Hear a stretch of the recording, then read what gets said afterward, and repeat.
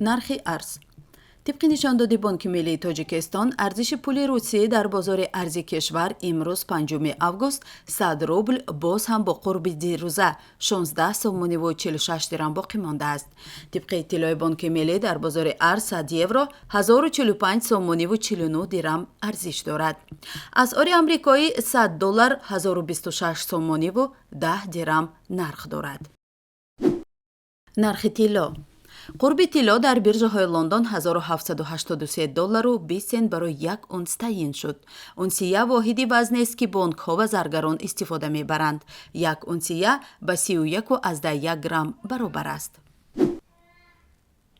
نرخ نفت خام نرخ میانه فروش هر بشکه نفت خام تحویلی ماه آینده در بیرژه‌های اینترکانتیننتال اکسچنج و برینگراد فیوچرز لندن 93 دلار و 98 سنت معامله شد. نرخ میانه هر بشکه نفت خام تحویلی ماه آینده در بیرژه‌های نیویورک مرکانتایل اکسچنج و لایتسویت اویل نیویورک 88 دلار و 39 سنت معامله شد. در تاجیکستان نرخ میانه یک خلده اردی وزنش 50 کیلو 20 سومانی پایین رفت. با اطلاع خبرگزاری آزیا پلوس، تاجران در منطقه ها نیز از ارزان شوی ارد خبر دادند. طبق سنجش منبع معلومات در یارمارکه های مقامات در شهر دوشنبه ارد نوع دوم را میتوان 300-320 سومانی خریداری نمود. نرخ خلطه 50 کیلوی ارد وابسته به نوعش در بازارهای پایتخت در عموم 320-360 سومانی را تشکیل میدهد. قبلا اهالی از گرانی ارد گندم شکایت کرده بعضی عائله ها قریب تمام درآمد ماهانه خود را برای خریدن فقط ارد صرف میکردند. با گفته نمایندگان مقامات پایین روی ارزش محصولات اساسی برای تاجیکستانیان به طفیل ذخیره گندم و ارد تیار در انبارها میسر شده است.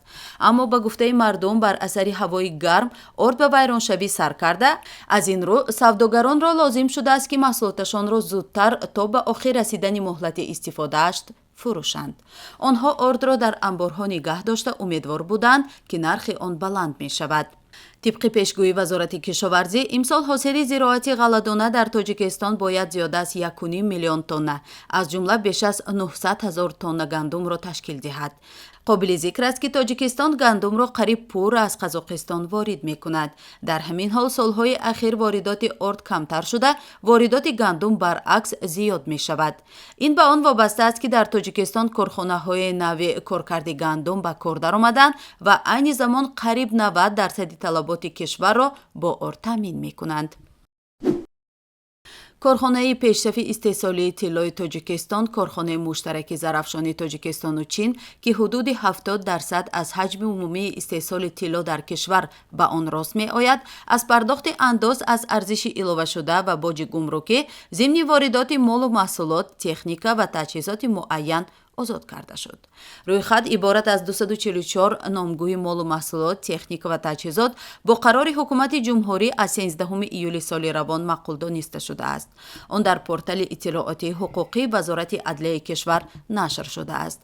حجم عمومی مبلغی که بودجت کشور در نتیجه دادن چنین امتیازها از آن محروم می شود ذکر نشده است، لیکن شمار و نامگوی مال و محصولات بازگوی آن است که این مبلغ کم نیست. مقامات تاجیکستان در پی بالا رفتن نرخ پیاز در بازارها صادرات آن را به روسیه منع کرده است. این امر از سوی حکومت صادر گشته است.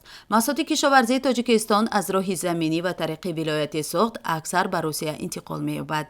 در نشست خبری ریاست منطقوی گمرک ولایت سوخت به خبرنگاران گفتند که در نیم سال 66,000 تن پیاز به خارج صادر شده است که نسبت به همین دوره سال گذشته 10,000 تن کمتر است.